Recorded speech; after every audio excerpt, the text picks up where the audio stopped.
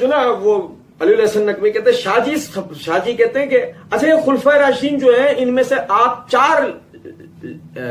لکھ دیں شامل کرتے ہیں یا 5 شامل کرتے ہیں. حضرت امام حسن کو مرزا جی نے کہا امام حسن کا نام اس لیے شامل بولا نہیں جاتا ورنہ خلیفہ راشد ہیں، کیونکہ جو حدیث سفینہ ہے نا ابو داؤد ترمذی کے اندر یہ کہ خلافت میرے بعد 30 سال رہے گی، اس میں وہ کہتے ہیں گن ابو بکر کے 2 سال، عمر کے 10 سال، عثمان کے 12 اور علی کے 6 سال. اصل میں علی کے 5.5 سال ہیں، 6 مہینے سیدنا حسن بن علی کی خلافت ہے، وہ خلیفہ راشد ہیں لیکن وہ حضرت علی کی خلافت میں شامل ہیں، اس لیے وہ اس کو ہم جیسے کہتے ہیں نا راؤنڈ آف کر کے 30 سال بولتے ہیں. اچھا دیکھیں، سب سے پہلی بنیادی بات، سیدنا حسن بن علی بن ابی طالب رضی اللہ تعالی عنہما الحمدللہ خلیفہ راشد ہیں. ان کے خلیفہ راشد ہونے کے لیے ہمیں کوئی ایڑی چوٹی کا زور لگانے کی ضرورت نہیں ہے. نبی صلی اللہ علیہ وسلم کی یہ حدیث بہت ہے، میرا یہ بیٹا سید ہے، امت کے 2 گروہوں کے درمیان صلح کرائے گا. یہ حدیث ہے ہمارے لیے جو نا ان کی فضیلت کے لیے بہت ہے. آپ سمجھیں ذرا اس بات کو نا. اچھا مرزا جی نے کمال کیا کیا ہے؟ سوال کرنے والے کا تو پتہ نہیں کمال تھا یا نہیں تھا، لیکن مرزا جی نے کمال یہ کیا ہے کہ مرزا جی کہتے ہیں کیونکہ جو حدیث سفینہ ہے نا ابو داؤد ترمذی کے اندر کہ خلافت میرے بعد 30 سال رہے گی، اس میں وہ کہتے ہیں گن ابو بکر کے 2 سال، عمر کے 10 سال، عثمان کے 12 اور علی کے 6. علی کے اصل میں 5.5 سال ہے، 6 مہینے سیدنا حسن بن علی کی خلافت مرزا جی سے. اچھا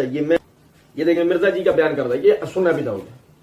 ٹھیک ہے، جلد نمبر 3 ہے، صفحہ نمبر 502 ہے، کتاب السنہ ہے. مرزا جی نے جس حدیث کی طرف توجہ دلائی وہ حدیث ہے، حدیث یعنی جلد کے اعتبار سے حدیث نمبر 1222.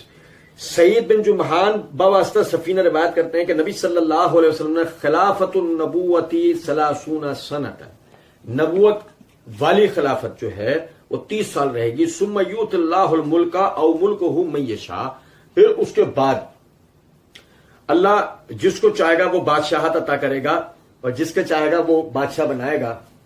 اچھا اب سمجھے ذرا اس بات کو کہ غور کیجئے گا کہ اس کے اندر 30 سال ہے. اچھا وہ کہتے ہیں گن اس کے اتنے سال، اس کے اتنے سال، اس کے اتنے سال، اس کے اتنے سال، ٹھیک ہے، 2 سال اس کے، عمر کے 10 سال، عثمان کے 12 اور علی کے 6. اچھا جب اس کے اندر علی کے 6 سال ہیں، اس میں حسن بن علی کے 6 مہینے کا ذکر ہی نہیں ہے. مرزا جی آپ نے کیوں گھسڑ دیا اس میں؟ اگر آپ یہ کہتے ہیں کہ جی وہ بات یہ ہے کہ علی اور حسن تو ایک ہے نا،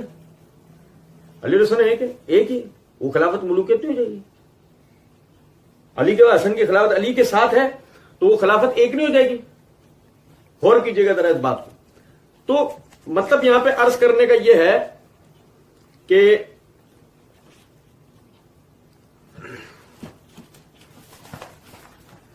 مرزا جی نے یعنی پہلے تو وہ یعنی کہ معاملہ یہ کیا سیدنا حسن بن علی کی خلافت والا نا کہ وہ اس کو اندر میں عرض کر دوں ایک دفعہ پھر دوہرا دوں اس بات کو کہ حسن بن علی کی جو خلافت 6 مہینے، حسن بن علی کی خلافت 6 مہینے، وہ بحث کرنا بیکار. حسن بن علی خلیفہ راشد، دو رائے نہیں ہے اس میں. ہم یہ بات کہتے ہیں یہ خلفۂ راشدین 4 ہیں، یہ اصطلاحی غلط ہے، ٹھیک ہے. ہر وہ شخص جس کی خلافت نبی صلی اللہ علیہ وسلم کے بیان کردہ ابو بکر، عمر، عثمان اور علی کے طریقے کے بیان کردہ چلی وہ خلیفہ راشد ہے، اس میں کوئی دو رائے نہیں. وہ 4 نہیں، جو کوئی بھی ہو اس کی خلافت اگر نبی صلی اللہ علیہ وسلم کے بتائے ہوئے طریقے کے مطابق ہے وہ خلیفہ راشد ہے، بات ختم ہو گئی. اچھا مرزا جی یہ کہتے ہیں کہ جی اس کے اندر وہ یعنی کہ دن یعنی کہ ابو بکر کے 2 سال، عمر کے 10 سال، عثمان کے 12 اور علی کے 6. علی کے 6 اصل میں علی کے 5.5 ہے. اس کا مطلب راوی کو نہیں پتا، اس کا مطلب راوی کو اور راوی حسن بن علی کا نام نہیں لے رہا. آپ اس حدیث سے جو بتانا چاہ رہے ہیں اس سے بات واضح ہو گئی، یہی ثابت کر دیتا ہے یہ متن صحیح نہیں ہے، یہ متن. اچھا چلیں اس کو چھوڑیں. بات آگے لے آنے سے پہلے میں آپ کو ایک نقطے کی طرف توجہ دلاتا ہوں.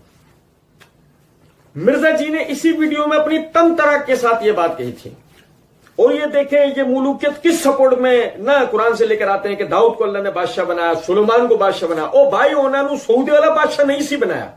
بنو امیہ والا نہیں سی بنایا، بنو باس نہیں سی بادشاہ بنایا. حضرت داؤد علیہ السلام، حضرت سلیمان علیہ السلام کو یا طالوت کو وہ وہی کے ذریعے بنائے گئے تھے. ان کو آپ ان بادشاہوں کے ساتھ کمپیئر کرتے ہیں بنو امیہ کے بدماشوں کے ساتھ. اس کا مطلب آپ سمجھیں. کہ مرزا جی نے جو خلافت ان حضرات کے ساتھ رکھی، اور بنو امیہ کے جو ہے وہ بادشاہ ہیں،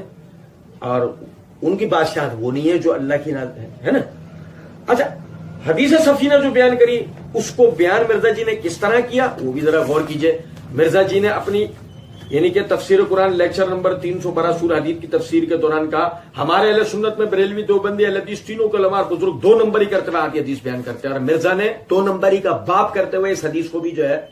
آدھا ہی بیان کیا۔ کیونکہ حدیث کے اندر مرزا جی کے بیان کردہ حدیث کے اندر الفاظ ہیں خلافت النبوۃ 30 سنہ ثم یؤتی اللہ الملک او ملکہ من یشاء، نبوت والی خلافت 30 سال رہے گی، اس کے بعد اللہ جس کو چاہے گا بادشاہت عطا کرے گا، اس کے بعد اللہ جس کو چاہے گا بادشاہت عطا کرے گا۔ تو مسئلہ یہ نہیں ہے کہ بادشاہت غلط ہے، مسئلہ یہ مرزا جی آپ پہلے بول کر آ چکے تھے